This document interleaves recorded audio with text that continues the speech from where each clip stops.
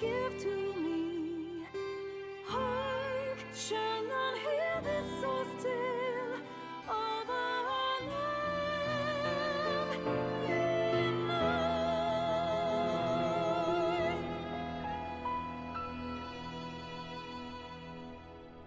Hello everyone, and welcome to a series I've been teasing for years and have been wanting to make since before episode 1 of Morrowind was released. This game to me is one of my favorites of all time, and I've played some games that I know are better, but Dragon's Dogma in my eyes is special and important to me, comparable to Morrowind, the Legend of Zelda series, and the Newcomer Horizon series for my favorite games. Obviously it's not my uncontested favorite, but my answer changes daily between all of those, and this is one of those games. Usually when people talk about this game, they say one of three things. Either I haven't heard of it, I played it for a couple hours and it seemed alright, or it's one of the best games I've ever played. And clearly I'm the third person, but I'm hoping very strongly that if any of my viewers are the first type of person, this series will be something you'll enjoy at minimum or play for yourself at best. I have so many things that I could say about this game that I could talk for, and I'm not exaggerating, literally days about it. But I think that's enough of an introduction to this series to hopefully hook a few of you into watching while I play. So, let's make like Bilbo Baggins and go on a memorable adventure together with Dragon's Dogma. Oh boy! In case you couldn't tell, that whole part was scripted because I've had a very difficult time preparing for this series. I will say in advance that this is not going to be a comprehensive series. It will not be a 100% playthrough, and honestly, I don't want it to be. While I would like to show everybody the extent and the specialness that this game is, I don't want to know everything that there is about this game. And that'll be a discussion for another time, but I'm just saying, this ain't going to be a 100% playthrough. You can try that if you want to. I'm not going to do it. I played through this game a couple of times, and I still have not seen and done everything that there is in this game. But that's been intentional.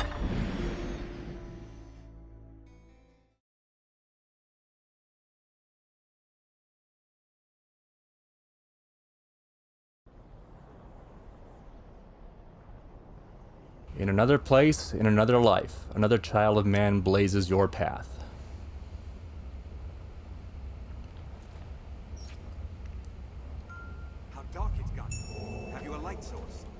Yes, I do. I am playing the PS4 version on the PlayStation 5. We have a few things here as we start off the prologue. We have a few different organizations in our inventory. We are playing as Sivan, the Arisen, in the beginning. This is going to change over time. Don't you worry about that, but... Ooh, peanut. We should hurry. Alright, get ready for the scene that told me that this game was going to be something special. This clip right here is so memorable. It shows itself. Find the edge, master.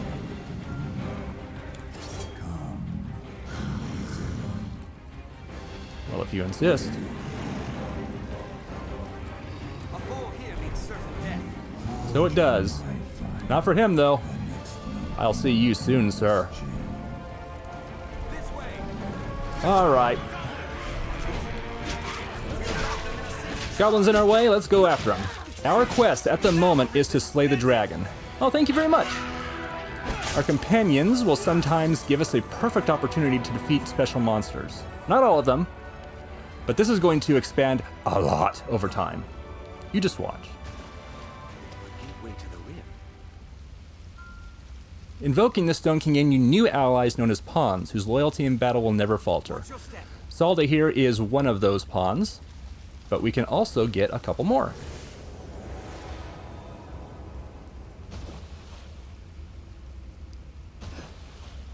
Looks like there's a bit of a graphical jank right there. I'm assuming that'll be a PS4/5 transition.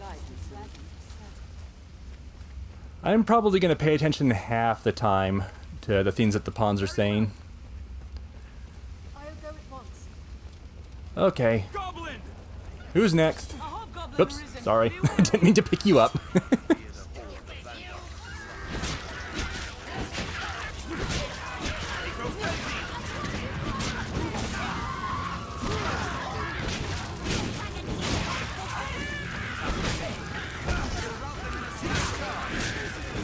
Perfect, perfect. Good shots. You can collect spoils from enemies. We're not going to worry about that too much in the prologue because it's a prologue. We're going to think about that kind of stuff later on, and then things are going to get a little bit overwhelming as we get too much inventory. But at least in the meantime, we can look around, take stock of where we are. And again, although this is a prologue, don't think it's not important. Don't think that this is just going to be something you're going to forget about until later. We will bring this up at some point. Hello, friend. Certainly one of the most A goblin! iconic monsters from this game coming up soon. A survivor! Oh, somebody else got him for you. Is there something in here? I feel like there was something in here. Can I talk to you? Arisen, you've come. I fear our defeat is plain to see. We thought to inundate the worm with sheer numbers, a sea of blades. 'Twas a fool's hope. Our sea runs dry, and the Duke's army is lost in a gambit. Arisen, I beg you, sir, grant vengeance to those who've fallen. If this be of use, I will give it gladly. Panacea, a very potent healing item. I don't know if it'd be one of the best. Like I said, I've deliberately tried to not become exceptionally competent in the game in the series because I feel like that would ruin a lot of the magic, to be perfectly honest. Harpies! Strike it when it alights! I don't know what you were doing back there, but okay. Strength in numbers arisen. For our pawns, and also my character, I am currently playing as a fighter. I believe Saldi is also a fighter based on his equipment. Morgana is a mage, I would think. And who is the other one? Quince, or Quince, or whatever, however you want to say that. I don't frickin' know. This is not American English It's far stronger than a common vernacular that they use in this game. You guys can drop down. I'm going to come over here and grab one of these explosive barrels because, you know, that seems like fun to throw at these guys. Hey there, gobbies. Oop. He go flying. Oh, hello there. I mistook you for one of my pawns. Well, technically, Saldi is my only pawn. Alright, get that magic off, get that magic off. Thank you. Snow harpies! A bit of healing magic that was going on there. Whoop, hi there. Strike it when it alights! I'm trying to do that. On one good hit. Rage of our steel! Come on, down here. I need you to get closer so I can hit you. I don't seem to be affected by the Harpy's Son at the moment. Oh my gosh, please. Now I'm affected by the Harpy's Son. They will put you to sleep and then you are easy pickings. Or they'll ignore you and go after someone else until you wake up. Completely up to them. But there are plenty of tactics used by monsters in these games. They are not entirely static creatures.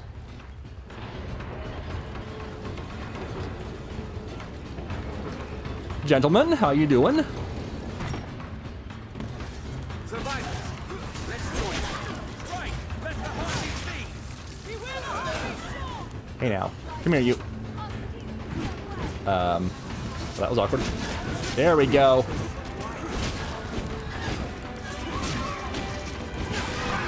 I believe fire is pretty strong against harpies. It burns their feathers and makes it more difficult for them to fly around. Was there something else over here? I know that they were... Yeah, what's in here? Greenwares, yay! Greenwares is a very, very simple healing herb. It's not going to be the be-all, end-all, but it is extremely common. Or at least common enough that you will know what it is. You are going to memorize it whether you want to or not. Looks like there's some healing magic going on over here. I want to get into this. You can see in the bottom left that there is my green health bar, and there was a light gray area. The light gray area is how much health I can recover at one time from healing magic. Anything else that is depleted, I would have to heal through particular items or having to rest at an inn somewhere. But with you, sir, we have a Arisen! This way, sir! Okay, but first of all, Greenwares. We cannot suffer the Our worm to army work is any routed. further atrocities. It is plain truth. Beyond that grand door, the dragon makes its roost. Well, we can go say hi, certainly. But first, ambush! So in this game, there are a lot of boss-type monsters that are just roaming around the wilderness, and this Chimera is one of them. Look at this beauty! Let's see if we can attack the snake first. Actually, you know what? We're gonna show you something new here. If you jump up and grab, you can cling on to giant monsters. And some of them that even are not giant. Woo, jeez. I don't think I've seen that happen before. I didn't tell him to let go and grab onto the snake, he just automatically grabbed onto the snake. Well, with chimeras, if you do enough damage to the snake, you can eventually kill it. I'm gonna focus my attention now on this goat back, because since I am a fighter, that will be optimal. We won't see chimeras for a long time in this game. This one is kind of like an quick and easy fun time. But, just so you know, the goat will cast magic and has strong magical defense, but is very weak to physical attacks. The lion part, however, has strong physical defense and is weak to magic attacks. And also, it's a freaking lion, so it's gonna be physically strong. Which is why I was trying to focus on the goat there. Even though I had a fire effect on my blade, that just helps me do additional fire damage, I believe. But now you can see I'm doing very little damage to the lion. Oh boy. It's probably one of our skills here. Yeah, I don't know the fighter skills all that well, to be honest.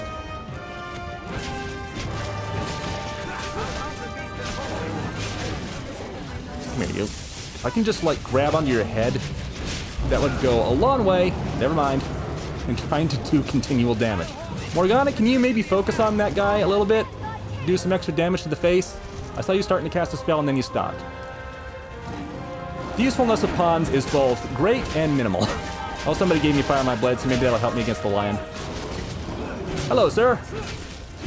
You die now. Thank you. Stabby death. Almost dead, almost dead. You can see he's taking fire damage according to his health bar up there. Not that you can see it now, but still. Whew. Chimera is down. While not the weakest enemy, it is far from the strongest. Now choose, flee, or step forth. Take hold of what lies beyond. Claim mastery over the eternal ring.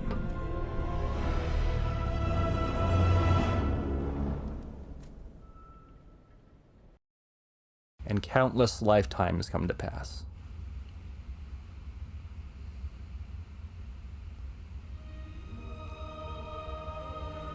No, I'm not going to read that. The delightful and ever novel pleasure of a useless occupation. I don't know if that's a real person, but I like the quote. This cutscene we will revisit much, much later. But much like the prologue, this is important in a very particular way.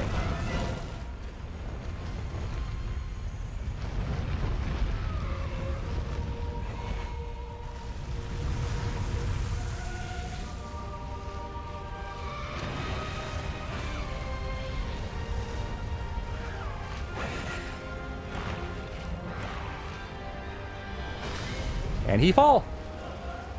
A big freaking comet of fire.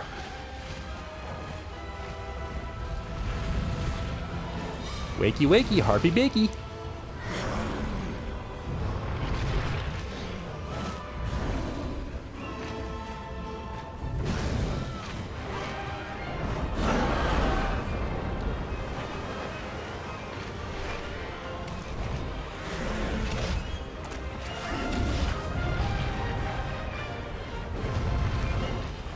Always nice to have a little snack as soon as you wake up.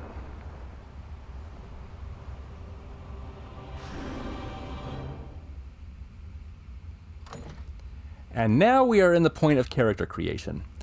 I'm not going to drag you through this entire thing because there is a lot here, but I will show you the extent of what we have. For genders, let's go back there actually. Can I, hold on. Okay, so things apparently got a little funky there. Sorry about that. I wasn't expecting to make mistakes already. Character creation in this game is extensive.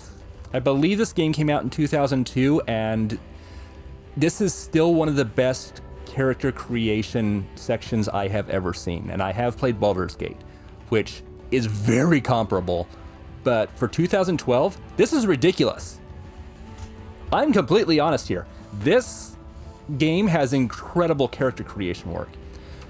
You can select a base body, and this is not where you are confined to the type of body that you're going to be creating. It's just a starting point.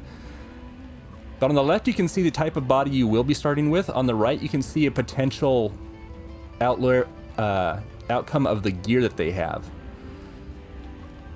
which kind of helps you give a great visualization of what you can expect going forward. I'm not going to be doing a whole ton of character creation. I'm not going to make things ridiculous. Again, we will be revisiting this at some other point. But when we do, just keep in mind, if you want to start playing this game along with me, hold off until we get to the second part of character creation in a few episodes. For now, I'm going to start off with this guy. We have a few different types of voices we can work with.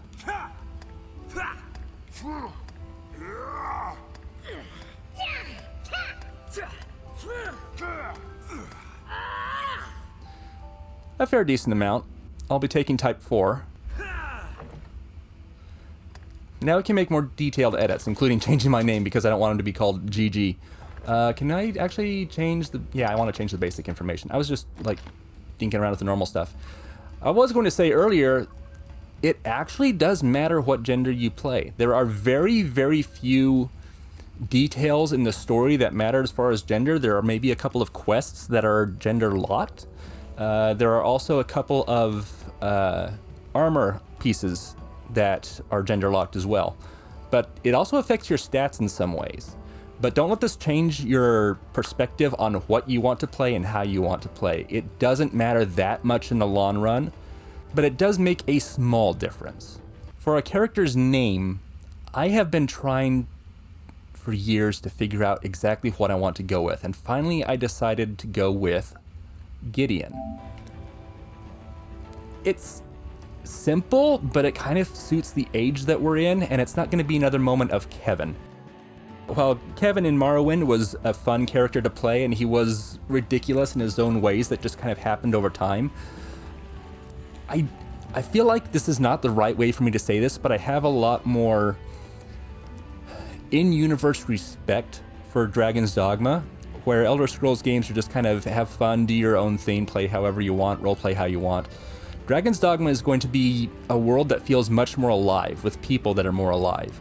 And to have somebody running around who's carrying the death sword called the Fluffy Bunny, it doesn't really fit, and it's going to feel ridiculous after a while. So I'm going to go with Gideon. And I don't know if that name is going to be optional on here, because I don't freaking remember all this. It doesn't look like it is. Let's just call him Gian. So if people have parental controls enabled, they're not going to see your either erotic or offensive name that you've named your character for funsies. There's just going to be a general online moniker that they can see. This is, when you're interacting with people online, you're going to see this is the name that they chose for themselves, or this is the moniker that they chose for themselves. And we'll get into this later, but keep in mind, even though I'm saying that this has online interactions, this is very much a single player game. Alright, now let's talk about character creation and what's potentially available. There are certainly a number of preset faces that you can choose. Plenty of them are different in very subtle ways that are not extreme.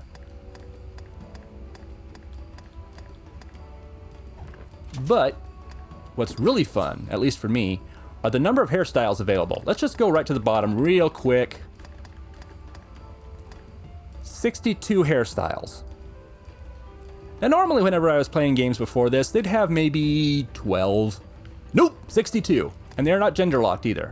Any character can have any hairstyle. If you want to play a character with pigtails, friggin' go for it, dude. I'm gonna give him a little bit of a pompadour up here. Gonna make him reminiscent of Groose and Kuwabara. For face shape, there are also a ton of different faces available that you can use. Like, holy cow. There's a lot here. I decided I'm gonna go with this one. For eyes, also plenty of options.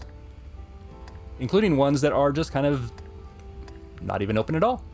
Yes, you can even change the different styles of eyebrows that they have, and that's not new today. But back in 2012, if you have 40 different brow styles, it's ridiculous. 36 nose styles, 36 mouth styles, some of them probably better than others. Ear styles as well, and only 2 of them are pointed so you can play as an elf type character. There's lots of preset bodies that you can also work with. Some of them more distinct than others. Height is very interesting. You can play pretty much any height that you want, which is fascinating. It's even possible, and just consider the implications here. Not only can you play as a giant, you can tweak your character's design just enough so that you're playing as like a young teen or a child. That's different. You can like pretend that you're a character in most games that is a child, and even though their character model is more of an adult, but you can be any kind of character you want in this, really. Sure, you could be lanky thin, but you could also like beef him up a lot. Is that the kind of character you want to play? Skin color is especially interesting, at least in the beginning. Sure, there's a whole bunch of different kinds that you can choose from, but there are also a few things in here that are not selectable. Or you can just play Shrek. There's some wild colors as well. But we can unlock more color palettes later on. Just keep that in mind. I'm gonna go with this one for our character. You can adjust how bulky he is or isn't. You're probably never going to see this because you're going to be wearing armor all the time, but there is some armor that will show what your skin looks like under it. In the meantime, I'm going to bulk him up just a little bit because you can see on the bottom that it does affect our weight. That will come into play later on, but don't worry about it for now. Different torso styles that you can have, not just like tweaking a slider forever. How many games let you change the arms that you have? What even is this game? Legs too? Sure, why not? This is frickin' Dragon's Dogma, one of the best character creators games I've ever seen. As well, you can adjust your stance. Is he going to be standing up straight, or is he going to have a slouch to him? What do you prefer? How about their stance? From the front, either their legs are close together and their shoulders are kind of squared back, or are they going to have a wide stance? Doesn't really matter at all. What do you prefer? Sadly, when it comes to scars, there's only one selection for scars, but they kind of combine everything into one. Interestingly, freckles are in here. Why not? You can adjust the number of wrinkles your character has to make them look older or younger. If you want them to have different kinds of facial hair, which again is extremely varied. I don't want to have like a giant beard and sideburns, but I think like just a little bit of the unshaven look, I'll go with that. Different varieties of makeup if it so suits you. I completely forgot to touch on this, but we can definitely change the hair color as well. And again, there are some colors that are just not available to us yet. But you can also go kind of wild. Do you want to go with the frickin' anime look? Why not? I kind of like this original red one we were going with before, so I'm going to brighten it up to just kind of an anime red, just for the heck of it. It doesn't quite stand out as much whenever I'm doing the facial hair, so I'm going to go with the orange for that one. I guess that his hair kind of looks more pink. But you can certainly change it up to make it look like other colors. I changed my mind. I'm going to go back to the original. Again, it's nothing new, but I like that you can change the hair and beard colors individually. Yeah, that looks fine. And this is the character that we will be starting with. I will say that weight does matter very, very slightly. Even though your stats will change based on the different kinds of class that you're going to be playing as throughout the game, your weight actually affects one thing when you are creating your character: the stamina that you have. The heavier your character is, the more stamina you will start with. And you can eventually change it later on, but not for a good while. In the meantime, I'm going to have my character weigh 90 pounds, which is just at the limit for large. You can also beef it up to 110 for extra large, which gives you even more stamina. But the bigger you get, the slower you will move, but you can still carry a lot more weight as your weight limit gets higher and higher. Still, I wanted to start with 90 weight just to have a little extra stamina, because the way I like to play, stamina is going to be very important later on. But I think that's going to do it for our first episode. Did a little bit of the prologue, did the character creation, which wasn't much, but again, we will get into the limits you can do with character creation as the game goes on. Next episode, we will be starting out the real story, and I will see you then. Take care of yourselves. I hope you're looking forward to this.